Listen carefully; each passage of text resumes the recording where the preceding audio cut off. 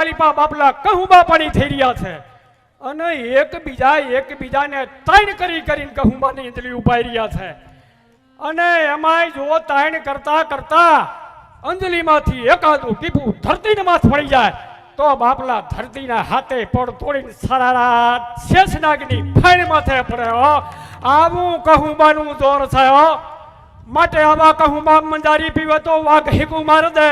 અને કુતા જો પીવે તો મારે શેરકું અને ગધા જો પીવે તો મારે ગજરાજકું અને ચીડિયા જો પીવે તો ઝપટ કરે બાજકું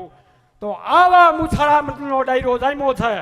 અને એ ડાયરાની માલિપા કવિરાજ દાખલ થાય છે અને ડાયરાને બાપલા છેટેથી બિરદાવે છે કે